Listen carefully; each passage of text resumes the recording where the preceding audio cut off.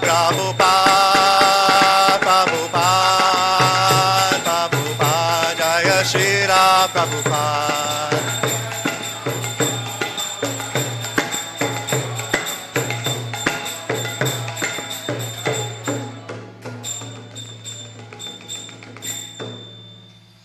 Jai Nitalira Pravishta Om Vishnu Para Paramhamsa Parivarjikacharya Shtodra Shata Shri Srimadabhaya Charanvinda Bhaktivedanta Srila Prabhupada Ki Jai.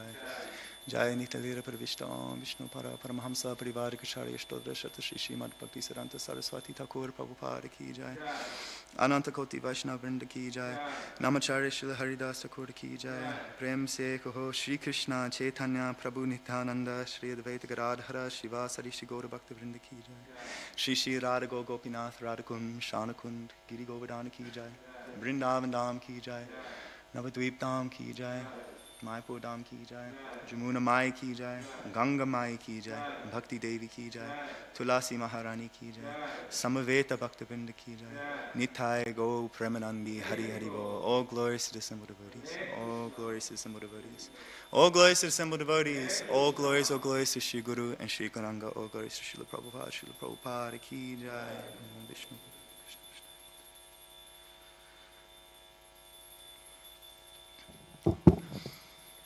Om Namo Bhagavate Vasudevaya.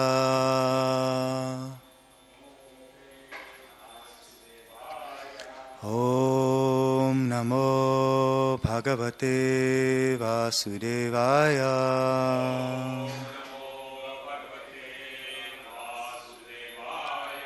Om Namo Bhagavate Vasudevaya.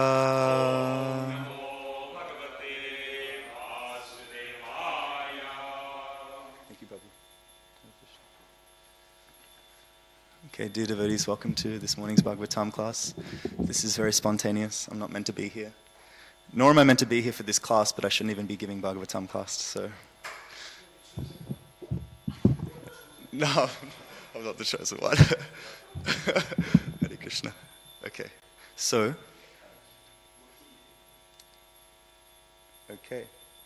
we'll be doing Srimad Bhagavatam, Canto 4, Chapter 20, Text 17. Repeat after me. Maitreya uvacha Saitam loka gaurana Vishvakshenena Vishvachit Anushasita Desham Shirasa Jagrehe Harehe Maitreya uvacha Saitam loka guruna Vishvakshenena Vishvachit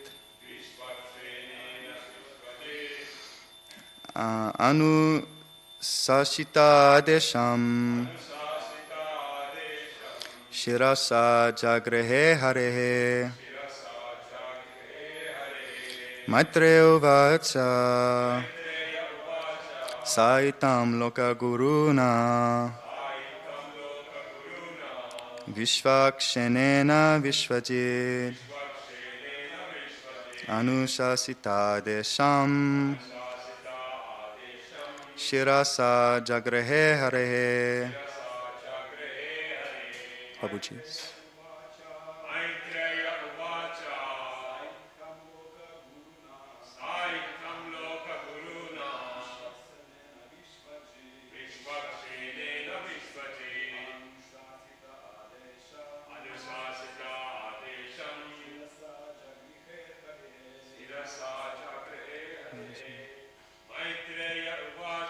Maitreya uvacha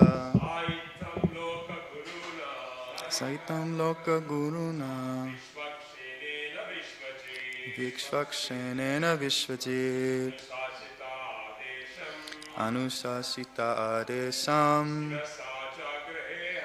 Shirasa Jagrehe Harehe.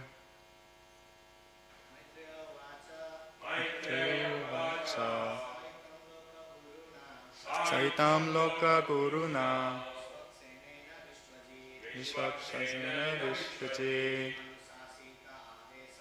Anusasisa Adesam Shirasa Jagare Hare. Mataji. Maitreya Vatsa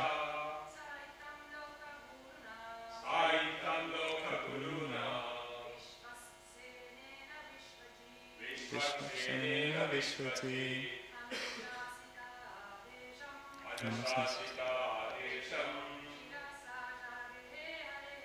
Shirasa Chakre Hare. Okay, word for word. Maitreya Uvacha. Maitreya said, Saha, he, itam, thus, Loka Guruna, by the Supreme Master of all people, Vishvakshanena, by the personality of Godhead,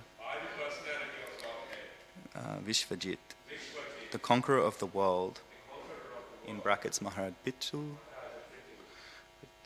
Anu Shashitaha, being ordered, Adesham, instructions, Shirasa, on the head, Jagrehe, accepted, Harehe, the personality of Godhead. Translation by our beloved Srila Prabhupada. The great Saint Maitreya continued, My dear Vidura, in this way, Maharaj Prithu, the conqueror of the entire world, accepted the instructions of the Supreme Personality of Godhead on his head. Purport. One should accept the instructions of the Supreme Personality of Godhead by bowing down at the lotus feet of the Lord. This means that anything spoken by the Personality of Godhead should be taken as it is, with great care and great attention and with great respect. It is not our business to amend the words of the Supreme Personality of Godhead, or make additions or alterations. As it has become a custom for many so-called scholars and swamis who comment on the words of Bhagavad Gita. Here, the practical example of how to accept the instructions of the Supreme Personality of Godhead is shown by Prithu Maharaj. This is the way to receive knowledge through the Parampara system. Om Jnanatimirandasya Giranjana Shalakaya Chakshurun Militanyena Tasmai Shri Gurave Namaha Namam Vishnu Padaya Krishna Prasthaya Bhutale Srimate Bhakti Vedanta Swaminiti Namane Namaste Saraswati Deve Gauravani Pracharine Nirvishesha Sundavari Paschyatirishtarane Jai Shri Krishna Chaitanya Prabhu Nityananda Shri Advaita Gadadhara Shivasari Shri Gaura Bhakta Vrinda Hare Krishna Krishna Krishna Hare Hare Hare Rama Rama Rama Hare Hare. Hare Krishna. Thank you all for attending. As much as I'm doing some seva, you're also here attending, and that is service in itself. And it's an essential, obviously, limb of bhakti, Shravanam Kirtanam. So we have to hear as much as chant. So I'm gonna focus specifically on the purport. That anything spoken by the Personality of Godhead should be taken as it is, with great attention and with great respect. And Prabhupada has stated many times, anybody can be guru. It's just about not saying exactly what Krishna has said. It's actually very simple. We just don't mentally concoct. We say precisely what is in the scriptures, and then the stream of truth will come through us. Truth is a difficult process to embark down. It requires us to constantly look at ourselves and ask, are we being truthful with ourselves? Because we are in Kali Yuga, and in Kali Yuga is an age of quarrel and hypocrisy. And in hypocrisy, one of the main things it implies is that we believe in one truth, but yet we go against that truth many time again. And we point fingers at others for doing things that are unjust or, against truths, yet we do those same things. And this is a global disease. No one is free from it. We all have tinges of hypocrisy.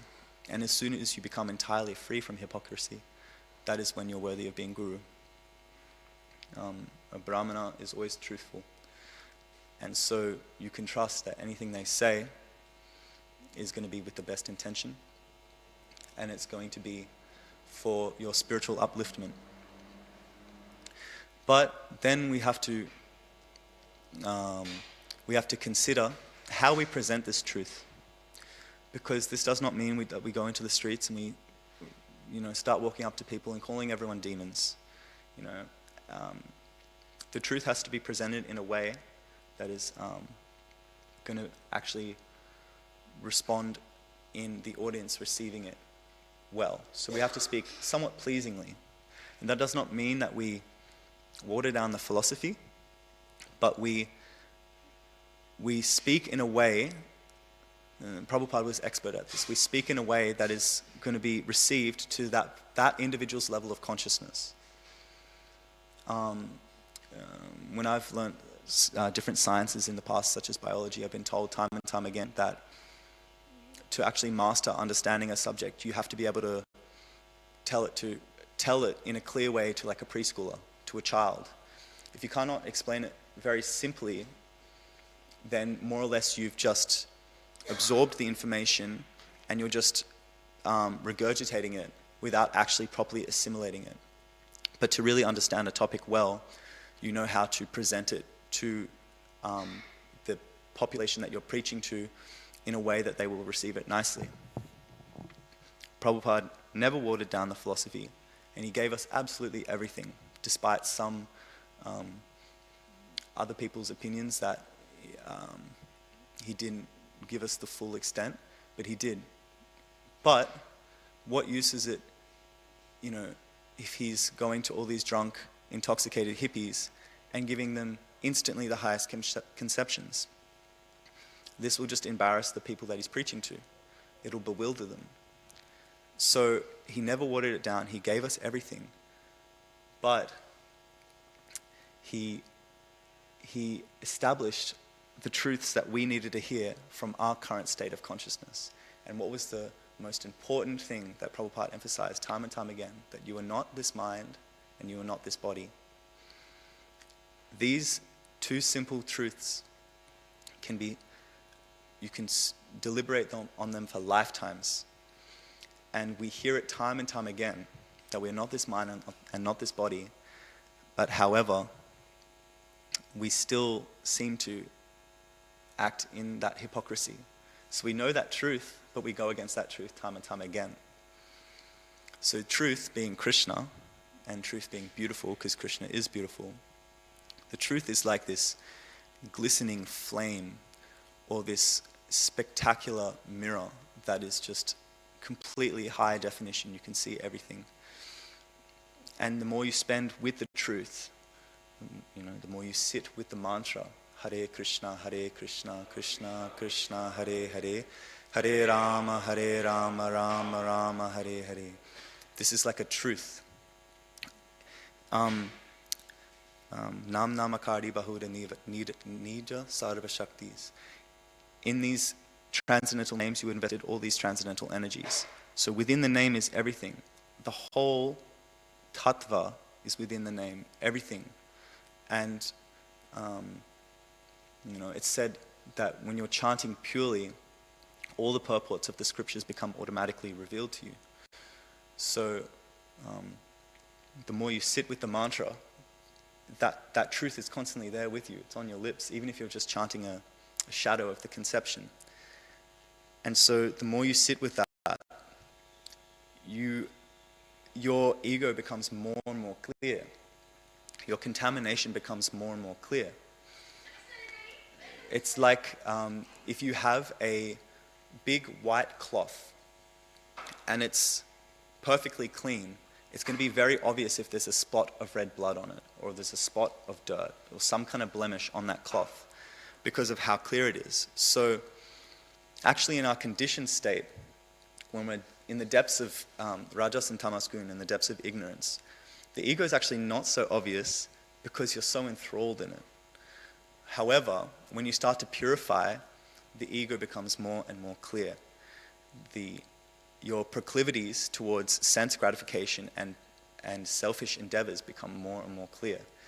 And so when you become a sincere sadhaka, when you are sincerely aspiring to come closer to Krishna, and you want to surpass anatta nivritti, you want to surpass all these blockages and these conditionings, you'll be more and more honest with yourself. We should pursue truth, because truth is how we get to Krishna. We can't lie our way to Krishna. We can't pretend that we're anything but what we are to get to Krishna. We have to come to Krishna completely vulnerable. Here I am.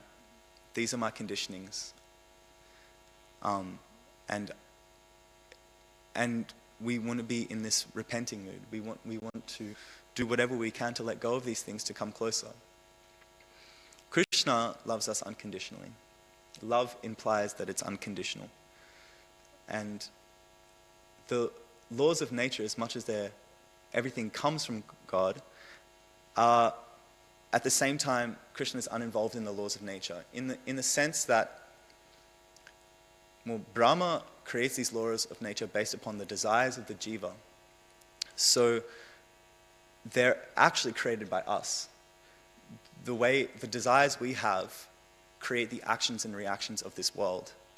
So we choose to live like this, and we receive the reactions of that pain, of that choice, of that desire. And so we have to see that and understand that we're not being punished by God. God is waiting, and He loves us. And He can wait very patiently for millions of lifetimes. And the Lord is within the heart. And it said He's impartial, but that doesn't mean He's impartial as in He doesn't care about anyone. It's actually He's Karuna Sindhu. He's Hey Krishna Karuna Sindhu Dina Bandhu Jagatpate Gopesha Gopika Kanta Radha Kanta Namostate. He actually loves and is the well-wisher of all living entities, impartially. It's just that we have our consciousness elsewhere. We don't want to find out the truth about ourselves. Tangenting now, I'll be like skipping stones on water, and all the different dashes will be different tangents I'll be going on. But when you see in Harinam, there's different reactions. And some people, you notice, who are very much adverse to God, they'll have very strong reactions of not wanting to hear it. They'll make faces, they'll slander the Harinam, they'll just like block their ears or go the other direction, whatever. It's because they don't want to handle the truth. They're like, I'm not ready for that. Even if they're not thinking that, even if they're just thinking, what is this? And they're just judging. Deep down, they're like, no, I'm happy in ignorance is bliss. And so they go the other direction. But to the degree that that entity might be nourishing more sattvic qualities, or is just more open and curious, inquisitive, like the different devotees who come to the Lord, if they're inquisitive, then they'll see what it's about, and you see some beautiful reactions. And Harinam, all it takes is actually some little subtle appreciation for it, and that kind of starts you on the path. This is the mercy of Harinam. So we have to stay close to truth and be honest with ourselves. And the more we are honest with ourselves, the closer we will come to Krishna. Because when you're more honest, you're seeing clearly all these things that are actually holding you back from being with Krishna, even if they're very subtle, even if you're following the rules and regulations. But you have judgment in your heart. That judgment is preventing you from getting closer to Krishna. Because if we judge one another, especially if we're devotees. And Prabhupada said the only thing we actually need to get into the spiritual world is to be completely free of envy, right? So if we're free from envy and jealousy, we're just wanting to see everybody be lifted up by each other. We want to see everybody be able to walk each other home back to Godhead. There's no, so I believe jealousy is when, which one is it? Is it jealousy is when you see someone encroaching on your position, and then you have that jealousy, and then envy is when someone's higher than you and you wish you were them. I believe that is the way it is. Yeah. So jealousy, you see a devotee and they're developing in their Krishna consciousness, and that jealousy is within your heart, and you either think or speak or do actions to belittle that devotee who's coming up. Envy is you see devotees who are more advanced than you, and you are resentful of their position. So there has to be none of that. We have to have a pure service attitude to the sadhu, to the aspiring to devotee. We want to help. We all want to lift each other up. When we see a neophyte, we should offer the respects and try and encourage them in the right direction. When we see someone on the same level as us, we should make friends with them, and we should constantly, in a very healthy way, push each other to the highest goal. And when we see someone more advanced than us, we offer the most respects, and we do anything we can to serve them and get their favor. So, yeah, that's in terms of, it is not our business to amend. And then going on top of that is we actually, upon our own capacity of mental speculation, don't have the ability to come to the truth. We have to read the scripture purely, not in a challenging mood.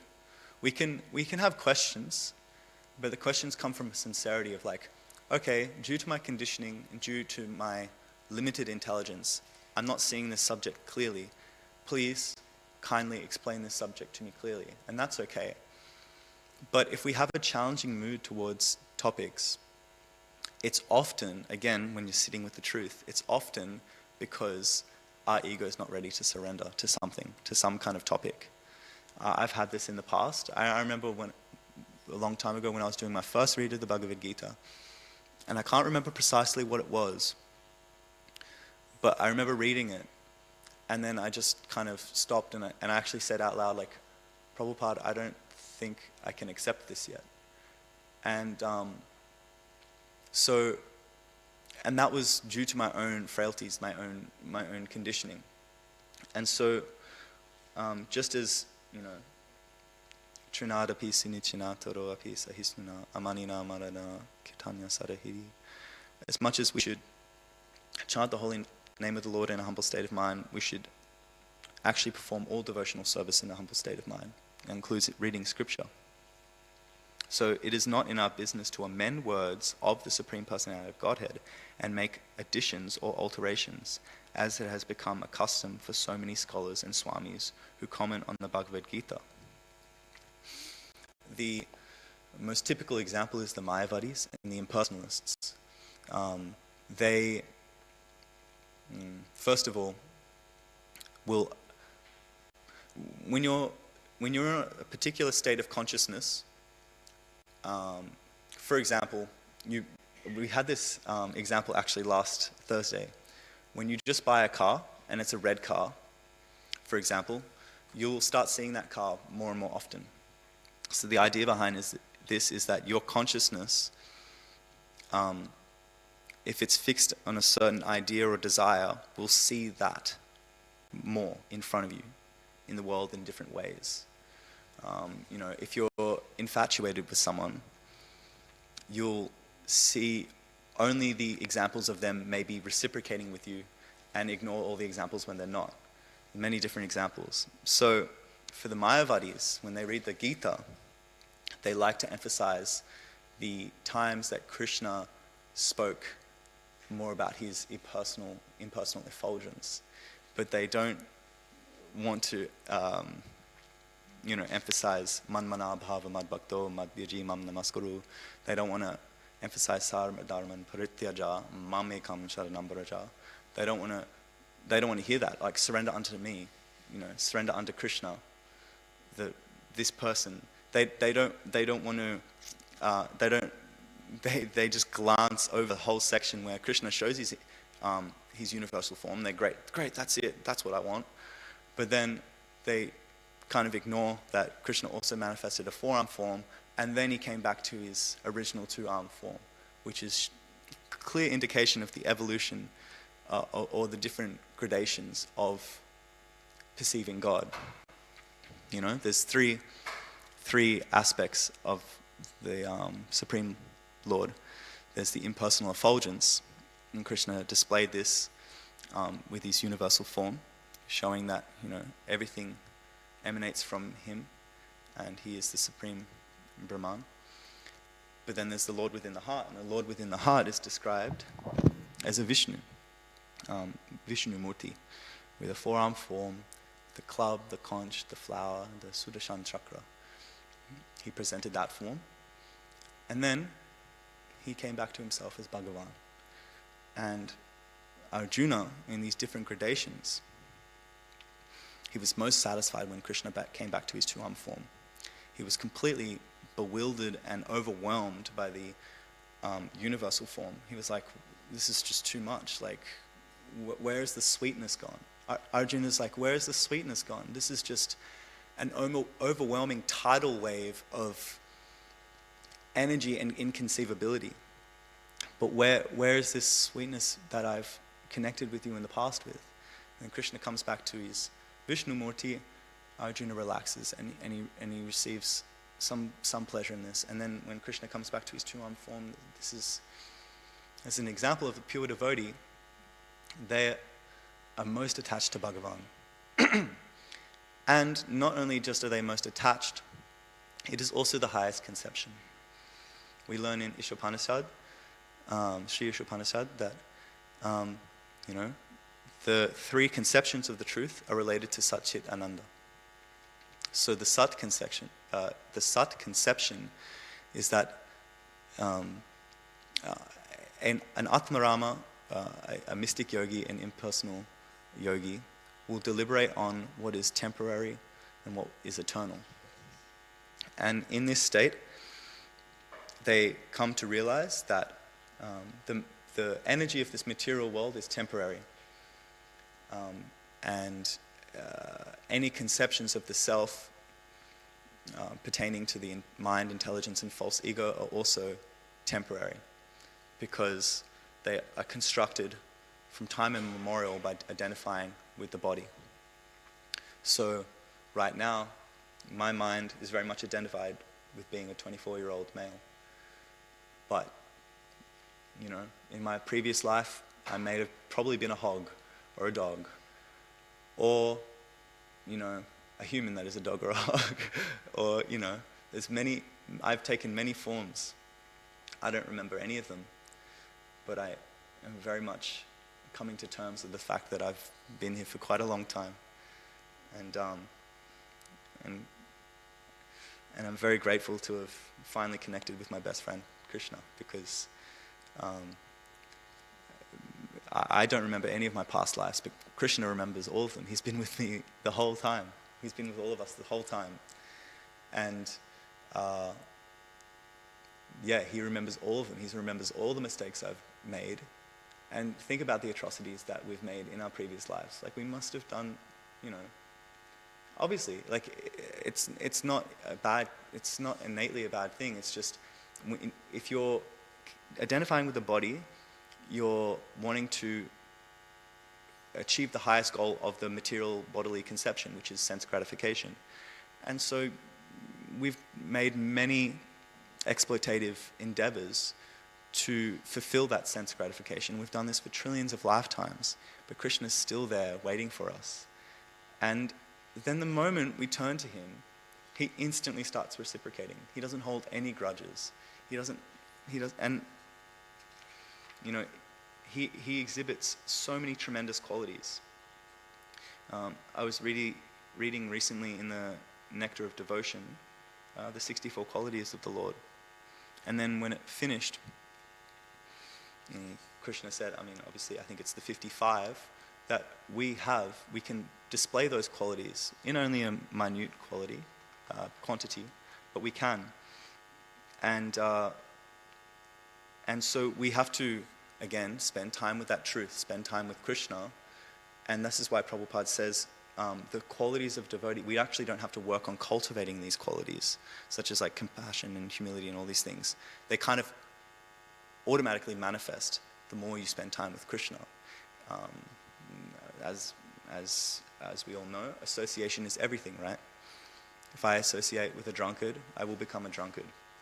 If I associate with an athlete, I'll most likely become an athlete. If I associate with someone who's obsessed with cars, I'll most likely become obsessed with cars. So, if we associate with the holy name and with sadhus who are, walking scripture, Bhagavat, then we will naturally develop those qualities. So, and some of these qualities, I was just flipping back, they're present in the purport of text 16. The qualities of a devotee, 26 in number, are listed as follows. Kind to everyone, does not quarrel with anyone, fixed in the absolute truth.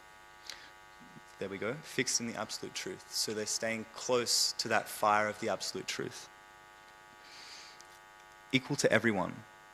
So they treat everyone equally, and it's a high standard, but it's not, it's very similar to that impartiality that the Lord possesses. We can, in minute quantity, express that as well. That we treat all others with respect. Tunada pisa nichana. So we treat all with respect.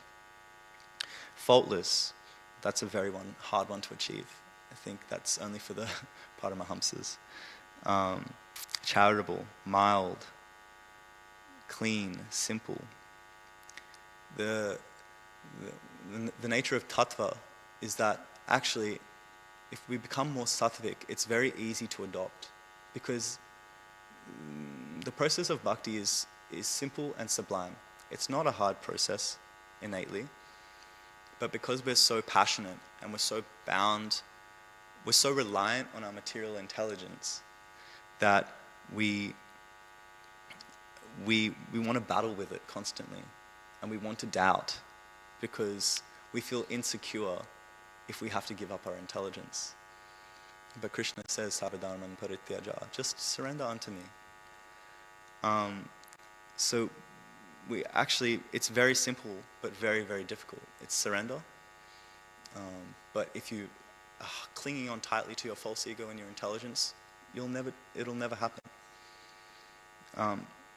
Whenever I've engaged with conversations with people who are more drawn to the impersonal path, or they're just following their own path of mental speculation, they, for this one example, I was speaking to this one man once, and I used the example that I am completely reliant on the shelter of Krishna. And he was like, oh, no, I don't want to take anyone's shelter. I just trust in my own intellect. I just trust in my own intelligence. But how far can that really get you? How far can our intelligence truly take us? Some of the most gifted beings, materially speaking, they maybe have accomplished so much, but have they solved the issue of birth, death, old age, and disease? No. They might even be able to get to Mars. They might be able to get to some kind of planets miraculously, but they are fighting against the laws of nature, and they don't have the absolute knowledge about how to actually travel to that planet. So even if they get this flesh bag to Mars, they don't have the body for Mars, so the life will not sustain there.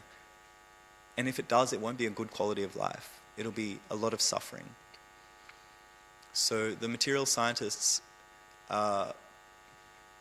taking advantage of all these gifts of Mother Bhumi. They're taking advantage of these gifts of nature, and then they're trying to use them to become lords themselves and to try and leave this earth behind.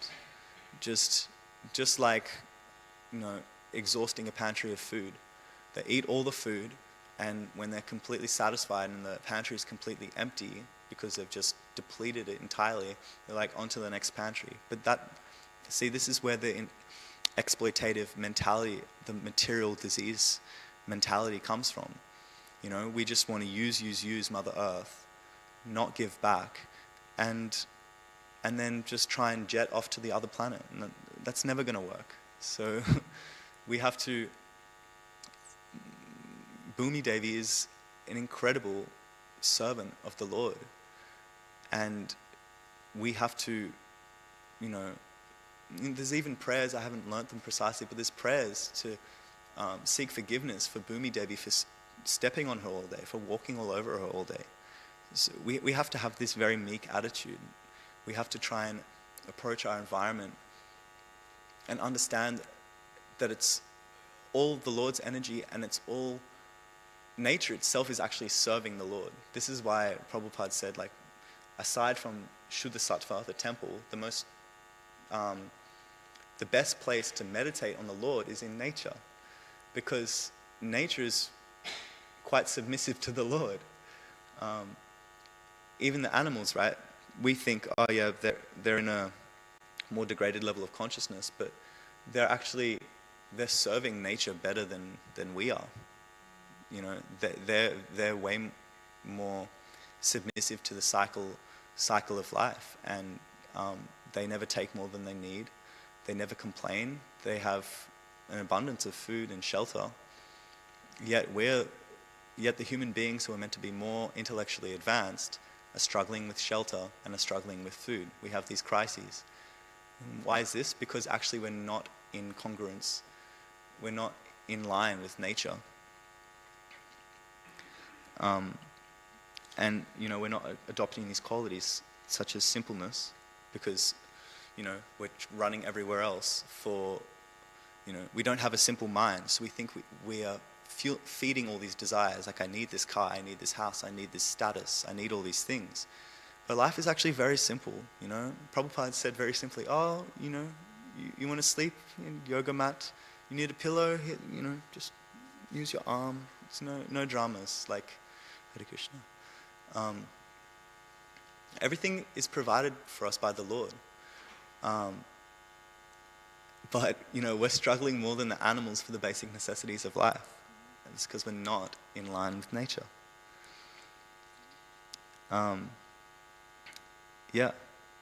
So when we adopt these simple attitudes, then we become peaceful, these other qualities. We become completely attached to Krishna, because actually being completely attached to Krishna makes life simple. Because you actually don't need much to connect with Krishna. Can anybody recall the sadhu who was not wealthy enough to have any paraphernalia for worshipping the Lord, so he worshipped the Lord in his mind? Can anyone recall the name of this sadhu? Do you remember? I can't remember his name precisely, so forgive me on that. But he was so bereft of any material wealth, but he still had this strong desire to worship the Lord. So every day he would sit down and he would do a full puja, full arati for the Lord within his consciousness. Every day, food offering, ghee, lamp, water, incense, flour, everything he would do within his heart. And it was bona fide. To the one day he was doing this whole process, and then in his consciousness he went to touch the pot and he burnt his hand. He came out of his consciousness and he burnt his hand. So, it's simple. We don't actually need so much to worship the Lord. We have it all within us. It just depends upon our eagerness and how attached we are to serve the Lord. And the byproduct of that is we'll have no material hankerings. Why would we? We're completely satisfied You know, what's very dear is the Atma, but what's most dear is the Lord himself, Paramatma, Bhagavan. So the Atma, the self, is very dear. And so we can be self-satisfied, but the devotee is only truly self-satisfied if he's serving the Lord. That is actually the only true self-satisfaction, because the actual dharma of the jiva is to be engaging in loving service with the Lord. It is not really our dharma to just be self-satisfied. And it's like a pseudo self-satisfaction. If you've been drowning and you finally get a breath of air, is that bliss, or is that just freedom from suffering? It's freedom from suffering. So freedom from suffering is not innately bliss. So again, I went on a tangent, but I'll just quickly come back to the fact that the Lord is in three manifestations: Sat, in Sat, Chit, and Ananda. So the impersonalists, they're in the Sat realization, so they understand that their true self is eternal and that they are spirit. But they don't go any further than that. They don't have the knowledge of Lord of Lord having a form, and so they just reside in that, and they receive bliss because they don't identify with anything that's temporary. So they've broken out of the identification of Maya, of matter, of identification with matter, but they don't have knowledge of God either. So they're in this marginal plane. That's why they go to the Brahmajyoti. And so when you do achieve some knowledge of God and you actually surrender to the scripture authentically, as it is, as we are emphasizing here, that without any amendments to words, we accept the instructions of God exactly, precisely, then we come to the plane of Sat. And Sat is where you really you come to the stage of Paramatma realization. You realize that the Lord is within everything. He's simultaneously within every atom and within our heart and within the heart of all living entities. Yet he's simultaneously one. Just like all of our bodies are like jars of water that are hung up on a string, and behind them is the moon. And the moon is individually reflected in each one of these jars, but the moon is still one. This is Paramatma. He's present everywhere. And it's the same Paramatma within your heart and my heart.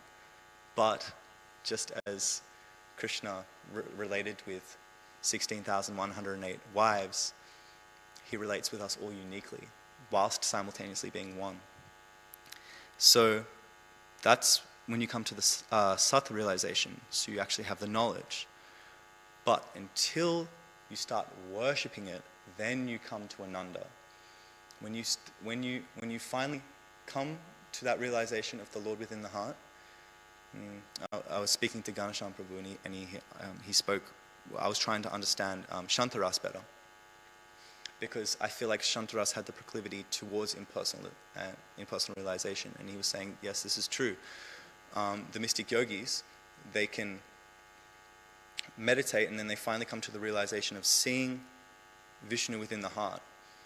And it can go two ways. They see Vishnu in the heart, and they go, yes, wow, this will become me. This is me. And with that desire and with that thought, Brahmajyoti. Or they see Vishnu in the heart, and they go, wow, look at this divine Lord. I wish to serve him with love. Shantaras. And then if you continue down that path of wishing to serve the Lord, then you can evolve from Shantaras into the other rasas. And you come to worshipping God in an even more personal form, even more intimately, without any awe and reverence. Because it can begin with awe and reverence, seeing Lord within the heart, and it's beautiful to have awe and reverence for God. We shouldn't diminish these other mellows of love with God. But we're trying to break those barriers entirely and come to a very intimate relationship with God, where his opulence and the awe and reverence is superseded, it's overcome by this sweetness that his very charming personality. So yeah, that's the plane we have to come to. Does not eat more than required. Well, we'll finish up here soon, but since it is Ekadashi, I'd like to speak on this point that we're very fortunate to have this great boon of Ekadashi. There's not much tapasya we have to do in this movement. It's considered that we have the austerity of speech, like we try not to speak unnecessary drama and topics not pertaining to God. And we also have the 4 regulations and the 16 rounds. This is, in a sense, an austerity. But then we have this great fortune of every fortnight letting go of all these material necessities and just focusing on our relationship with God. You know, we should relish it.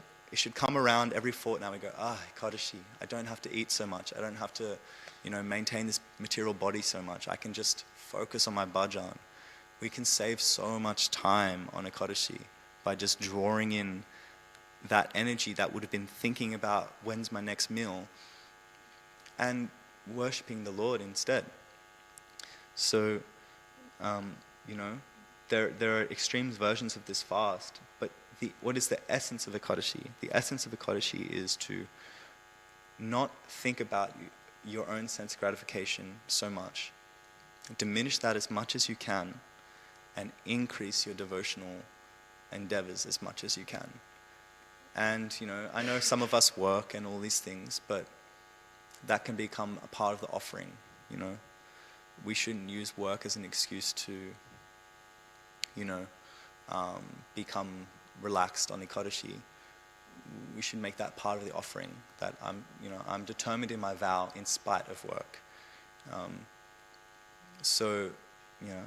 But it's also, you have to relate it to your own energy levels. Like if you're someone who's super energetic all the time already, then draw in as much as you can on Ekadashi. Like you have the energy to, really try hard on Ekadashi. But if you're already struggling as is, and you're already like lethargic, then maybe, don't be so hard on yourself on Ekadashi. Maybe, make a couple of meals if needed. And because in that state, if you don't eat, then you won't be able to do your devotional service properly. So it's based person to person. Analyze yourself, what your capacity is, and really make a strong effort. It's said that Ekadashi is the birthplace of bhakti. And, we should hold to those words strongly. We don't have much bhakti yet. I don't have much bhakti yet. But I'm wanting to take any opportunity I can to have that sprout within my heart. And Ekadashi is a beautiful day for that. And magical things happen on Ekadashi. The Lord reciprocates so strongly on Ekadashi. If you make some little effort, everything is magnified. The chanting is magnified. The devotional service is magnified. The reading is magnified. Preaching is magnified. So, make a little bit more effort on Ekadashi. Why not? It happens once a fortnight. And we should honestly relish any opportunity to think about the body less. Oh my Lord, I'm your eternal servitor, yet somehow or other I found myself into this material body. We say that in an exhausted mood. It's like, I'm bound by this body, and I'm biding my time. I'm trying to engage this body as much as I can in service, but I'm desiring to serve you perpetually, but this body gets in the way constantly. This body is burdening me, and my conditioning is burdening me. So when an opportunity comes to not think about the body, that should be relishable. Because we aren't this body, we're a spirit. And we want to be doing spiritual activities. There's no point in polishing the cage of the bird and not feeding the bird. Our whole life is spent polishing the cage. So Ekadashi, draw that energy in, chant more, engage in kirtan more, read more, do what you can.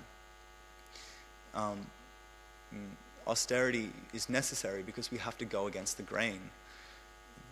Maya is like a heavy burden crashing down on us. All the energy of this material world is drawing you down into this body, into this material conception.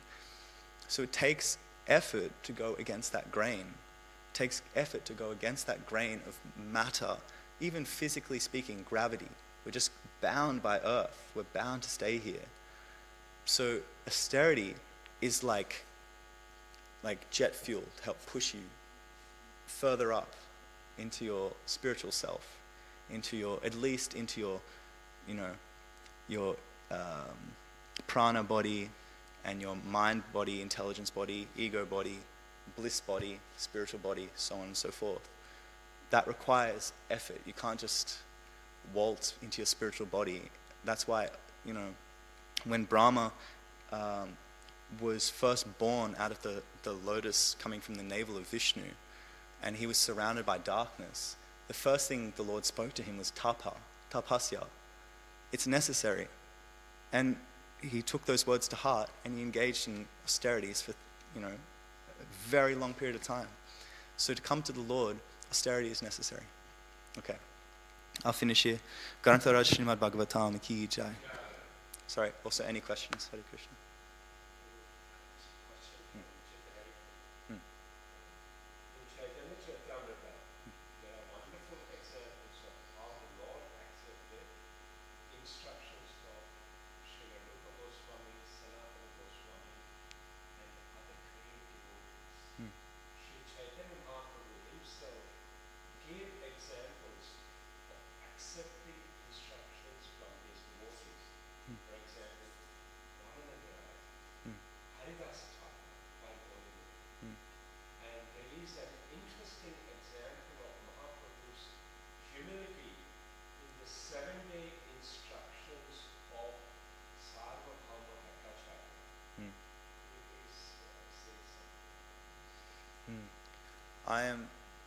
I can't sit here I can't pretend that I'm well versed in Charitamrita, but from the little knowledge I do have,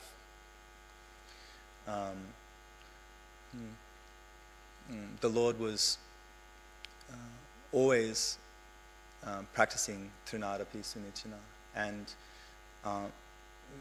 the example of this is many times he would refer to his devotees and ask them to elaborate, and he would simply sit there and relish their, Sri Harinam Chintamani by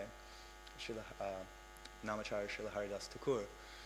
It's the dialogue between Mahaprabhu and Haridas Thakur, and the whole time Haridas Thakur is just so grateful that the Lord is given him this opportunity to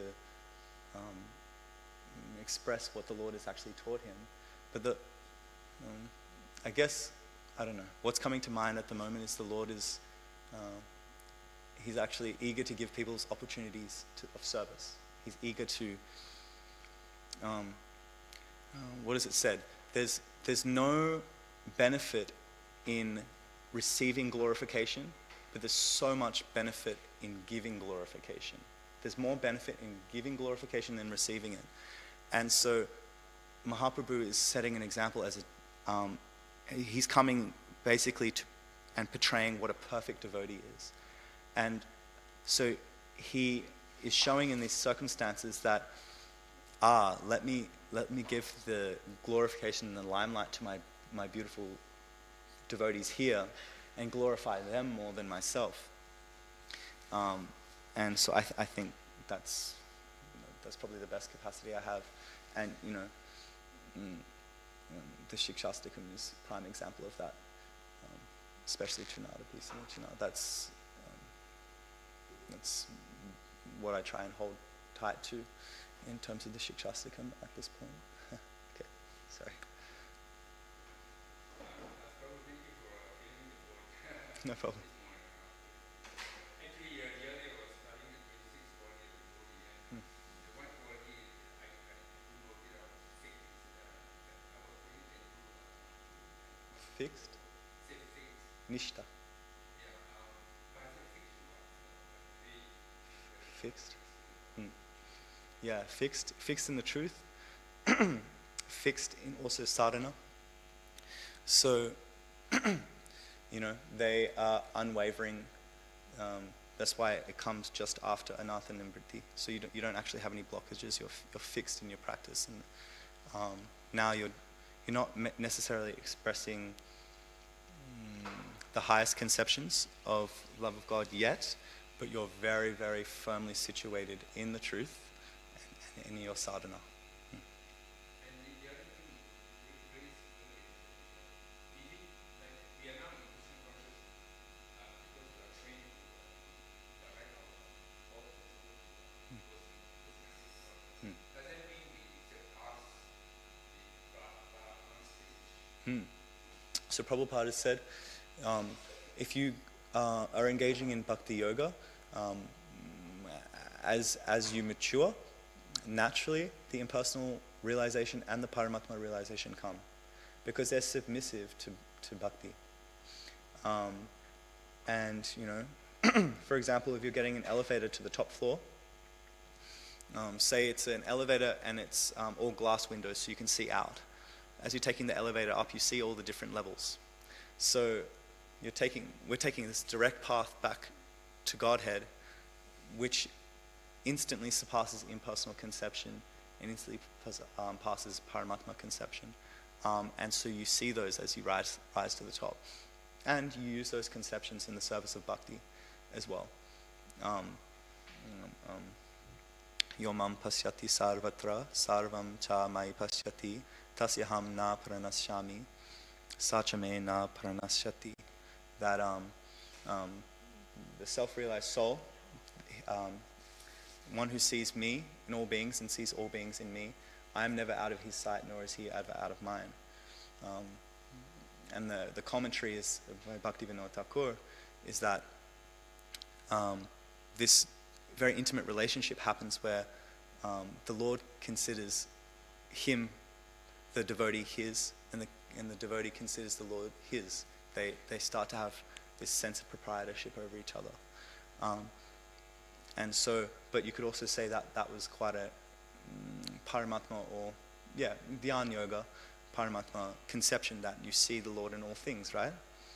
But you can utilize that in bhakti, because you're trying to serve everything, seeing that even in the external layers, there's this jiva who's in ignorance. It's okay, the Lord is within the heart with him, so let's help serve them in some capacity so that the jiva can eventually turn to that Paramatma within their own heart, and then the chain reaction occurs, and then that devotee who's been inspired tries to inspire another. In Bhakti, Krishna says that we encourage people to seek spiritual master.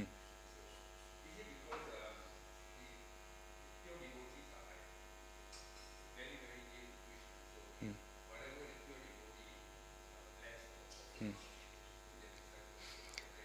Krishna will Shakshat Ritvena Samasta Sastra. So the spiritual master is to be considered on the same platform as the Lord. And in that sense, the spiritual master and the realized soul is so empty that the Lord's grace and mercy is just flowing through him like a torrent. And so in that sense, the spiritual master, when he says, "You are not this body," it's like God directly speaking to you. It's like a lightning bolt of truth, and it shatters any misconceptions and it shatters any ignorance. So, they speak with such gravity because the Lord is flowing through them so strongly. Yeah. Okay. We'll wrap up here. Okay. Hare Krishna.